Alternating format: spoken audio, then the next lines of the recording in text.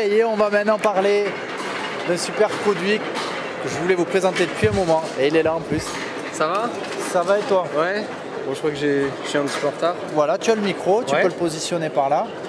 Donc tu représentes la société Catolino Habitat, exactement. Catolino Habitat, on va parler d'isolation par l'extérieur. Oui. Alors, je pense que le truc, c'est ces 3 conseils.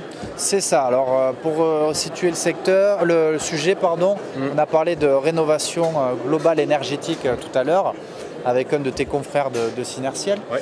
Et du coup, on parlait de l'isolation qui est un des postes qui permettait de réduire drastiquement la consommation énergétique. Ouais. Et donc, tous les deux, nous allons parler de l'isolation de l'habitat par la façade extérieure. Ouais. Mais avec un procédé qui est super intéressant et du coup dont tu vas nous parler avec les 3 conseils pour faire son isolation par l'extérieur. Je crois qu'on a 10-15 minutes, c'est ça? Oh, on a maintenant 10 minutes parce que c'était un peu à la bourre. Hein. Décidément, les jeunes sont jamais à l'heure. Hein. Ah, c'est ça. Non, alors nous, pour remettre un peu dans le contexte, d'abord l'isolation par l'extérieur, pourquoi? Pourquoi? Parce que c'est très simple, vous avez plein de maisons qui ont été construites avec des matériaux pas forcément très isolants, en tout cas par rapport à nos critères d'aujourd'hui, dans les années 60, 70. Et en fait, les particuliers se retrouvent avec des maisons, souvent pas forcément de ville, hein, des maisons qui vont être dans des pavillons, à la campagne, et qui sont des vrais passoires énergétiques. Alors on a 2 solutions, où on dit on pousse le chauffage et effectivement on a quand même une température à peu près de 20 degrés, ou alors à un moment on se dit on fait des travaux et on rénove un petit peu. Et quand on rénove, on s'aperçoit de quoi? C'est qu'on peut isoler par l'intérieur parfois, mais bon, on va quand même perdre 20 cm. Est-ce qu'on est prêt à perdre 20 cm d'habitation sur chaque mur en se disant j'ai déjà pas grand, est-ce que je vais faire plus petit? On en parlait avec Paul juste avant dans la partie aménagement. La luminosité et l'espace, c'est quand même des facteurs de bien-être. On est d'accord. Et après, quand on est bien, on travaille bien, etc. Voilà. Tout va bien. Donc, nous, on s'est positionné sur le fait d'isoler les maisons par l'extérieur. Parce qu'au final, on n'a pas forcément d'éléments qui vont venir bloquer le fait qu'on vienne renforcer la façade avec des matériaux. Donc, nous, c'est notre créneau. C'est ce qu'on fait. Et on pose des milliers de mètres carrés chaque année. Ça fait une trentaine d'années qu'on fait ça. Donc, on a un retour qu'on connaît très bien et qu'on maîtrise à la perfection. Carrément. Carrément, ouais. Et quel est le produit? Alors moi ça fait pas 30 ans que je fais le métier parce que j'ai même pas 30 ans, donc ça va être compliqué, mais on est entouré d'une équipe qui a, je pense que les plus anciens chez nous ont 35 ans de métier. Hein. Donc on a même eu un départ à la retraite l'année dernière. Donc, il a fait toute sa vie chez Catolino. Exactement, ouais. On a changé de nom entre deux, mais il a fait quasi toute sa carrière dans la même entreprise. C'est rare et donc c'est vraiment des artisans qui ont de l'or dans les mains. Donc pour revenir à l'isolation par extérieur, nous on utilise un produit, alors je ne sais pas si vous allez le voir, je pense si, mais à la technique ils sont trop forts, ça s'appelle Swish, ils peuvent tout faire. On a un produit en fait qui est posé verticalement et pas horizontalement, déjà c'est une première chose, et qui est innovant puisque d'abord il n'y a qu'un seul fabricant qui le fait. Qui s'appelle Miral, c'est le groupe Miral et le produit s'appelle Uniso. Uniso, bonjour à Miral et à Uniso. Qui sont de Dijon, donc d'abord c'est quand même fabriqué en France, c'est suffisamment rare pour qu'on puisse quand même le souligner. Et comment ce produit il est fait en fait? C'est une solution qui est tout en un, qu'on vient poser verticalement toute la longueur du mur, donc là on a juste un échantillon. Ce qu'on remarque, donc là c'est un échantillon en crépi, hein, mais maintenant on peut imitation crépi. On a imitation bois, on a imitation lisse, on a à peu près toutes les couleurs et toutes les finitions de son choix. Le gros avantage quand même, c'est que vous avez une feuille d'aluminium en aspect extérieur qui va venir apporter en fait la finition mais durable. Pourquoi? Parce que l'aluminium ça bouge pas. Qu'à nettoyer c'est ultra facile et que quand vous mettez ce produit, ne serait-ce que si on s'amusait à mettre que la feuille d'aluminium, votre façade elle est définitivement restaurée. Esthétique. Elle est esthétique et c'est mine de rien ce qu'aussi les clients cherchent. Quand vous refaites une isolation, vous n'avez pas forcément envie d'avoir une verrue et de dégrader l'aspect visuel de votre maison. Il ne faut pas oublier qu'une maison on en est fier, le voisin il passe, il la regarde, il dit ah quand même c'est joli, c'est sympa. Ça reflète notre image. Derrière l'aluminium vous avez du polyuréthane expansé qui est un des isolants les plus performants qu'aujourd'hui on retrouve sur le marché et qui lui ne bouge pas, qui ne prend pas l'eau, qui ne s'altère pas, qui ne se dégrade pas, c'est vraiment un produit qui est de très haute performance. Solide. Ouais. En fait vous pourriez mettre de la laine de roche par exemple, mais au bout d'un moment vous verriez qu'elle va se tasser. Ouais. Et donc en haut vous n'aurez plus rien et dans le bas vous aurez toute votre isolation. Et enfin derrière on a une autre feuille d'aluminium qui est un pare-vapeur et qui permet à l'humidité de ne plus rentrer, ni et au froid.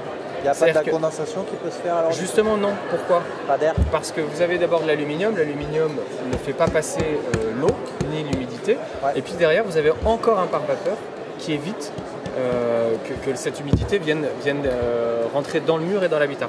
Donc en résumé, hein, on fait un peu comme une cocotte minute, on isole complètement la maison. Ah mais c'est pas bon, il faut qu'il respire quand même. Exactement, j'allais en venir. Alors, je commence à m'y connaître moi. Exactement, ouais, je vois que depuis 1 heure là ça commence à... Ça rentre.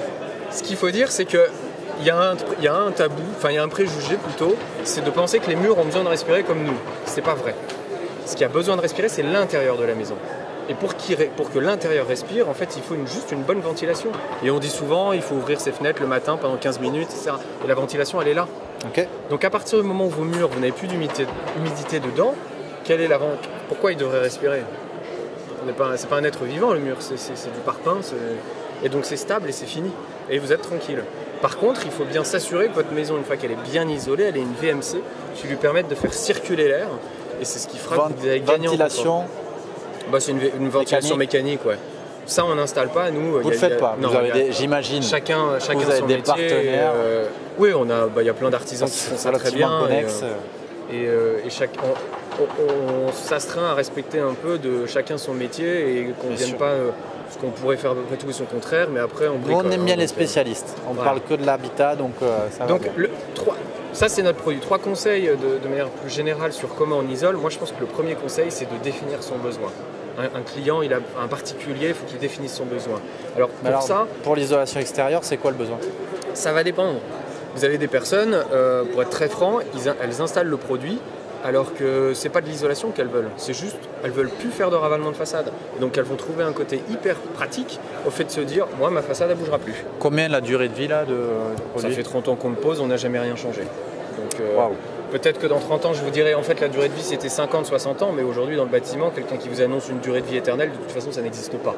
Donc moi je me dis déjà 30 ans c'est pas mal. Les premières solutions qu'on a posées, ça fait bien 30-35 ans.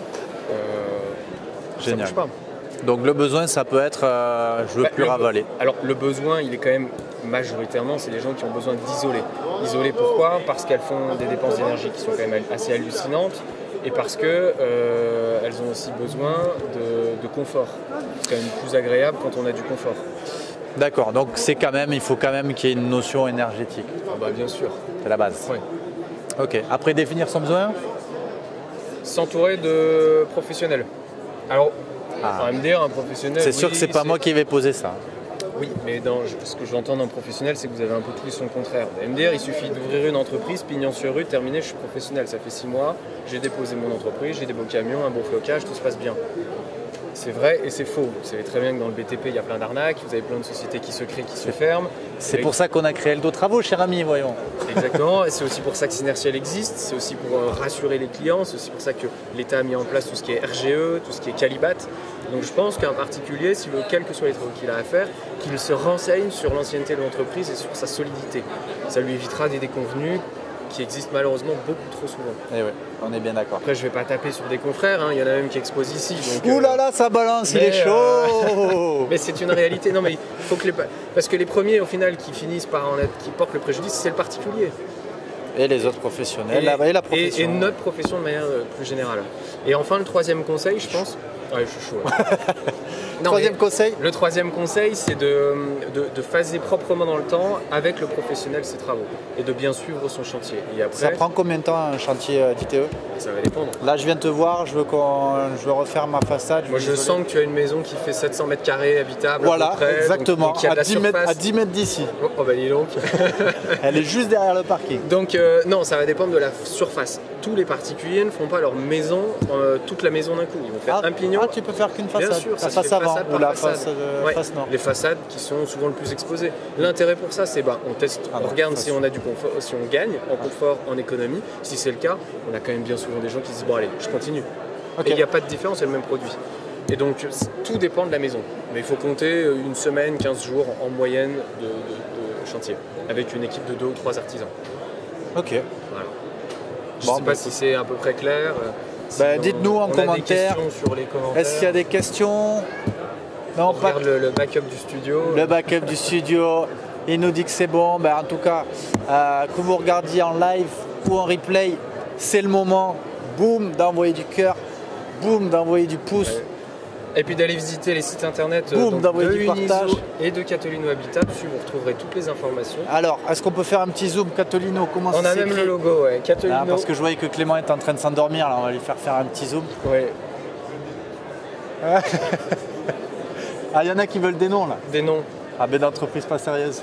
Ah bah non, honnêtement, ils regardent l'étude. Il y a une étude récente de l'UFC Que Choisir qui est sortie sur le bâtiment et les artisans. Ils peuvent la lire, elle est disponible en ligne. Et dedans, vous avez un certain nombre d'entreprises qui sont épinglées. Blacklistées. Ah ouais. Pourquoi? C'est même pas moi qui fais les... Enfin, je veux dire, c'est des classements qui sont objectifs. C'est on regarde le nombre de contentieux qu'ils ont devant les tribunaux et on se dit, bon, à partir d'un certain moment, il y a quand même des abus. Donc, qu'ils aillent voir sur l'UFC Que Choisir, ils les trouveront.